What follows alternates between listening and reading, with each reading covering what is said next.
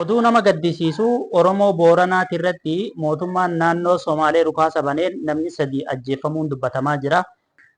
Dhukaasa kana kan uummata irratti banee uummataa fi uummata otoo hin taane Liyyuu Haayiliin Soomaalii uummata Oromooti irratti dhukaasa banuudhaan uummata Booranaati irraa lubbuun nama 3 nama nagaa lubbuun nama 3 dabruun dubbatamaa jira.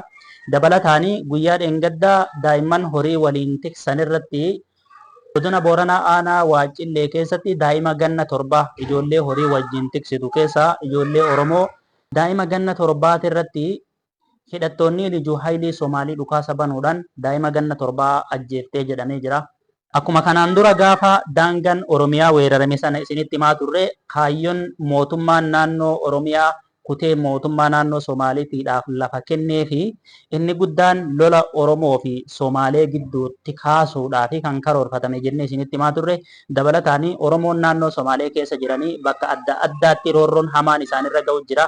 Dhiyeenya kana waanuma sooshaal miidiyaa irratti waliin agarruudha. Yoo fakkeessanii akka waan namni Oromoo tokko kan daangaa Somaalee weeraruu barbaadu jiru tokko fakkeessanii yeroo odeessanii walumaa gala dubbiin dhimma daangaatiin kan wal qabattudha. Kaayyoon inni guddaan wanni deemamuu fi weerarri akka agartee walitti bu'iinsi uummata Somaaliitii fi uummata Oromoo gidduutti godhamuu fi kan karoorfatamee lafaa kaa'amedha. Wannummaan lafa naannoo Oromiyaati irraa kutanii Somaaliidhaaf kennanii dabalataanii waan kana mootummaan akka keessaa harka qabu agarsiisuuf jedhanii imbaasiin Keeniyaa kan imbaasiin Itoophiyaa kan Keeniyaa Naayiroobii keessa jiru dheengadda Somaalonni diggisii magaalaa Naayiroobii keessa qopheeffatan irratti hirmaachuudhaan gammachuu qabu ibsatee jira. Kana wanni godhamuu fi uummata Oromoo fi Somaalee walitti buusuu akkasuma akkuma sinuu beektan uummata Oromootis gandaaf gandaan akka walitti bu'u godhuuf waan hayyoonni ittiin deemtu kana qolachuudhaaf kan karoorfatame aangoo ofii dheereffachuudhaaf malee uummanni kun kan uummata Oromootirraayis ta'ee uummata Somaaliitirraas kamirraayyuu dantaa kan hin qabnedha.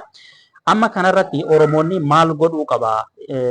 Amma wanni itti yaadamuu qabu uummanni Oromoo wareeree uummata Somaaliitiin wal dhahuu qabamoo waan kana tasgabbaahamee akkamiin akka itti ofirraa waan kana dhorkuu danda'u qarqaarsa akkamii akka gaafatamuu qabus irra mari'atamuu qaba jedhee yaada.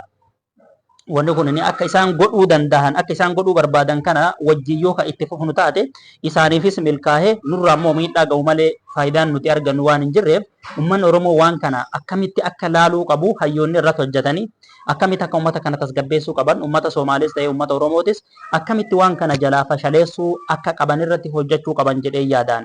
Hundaafuu fayyaa naa ta'a guyyaa gaarii.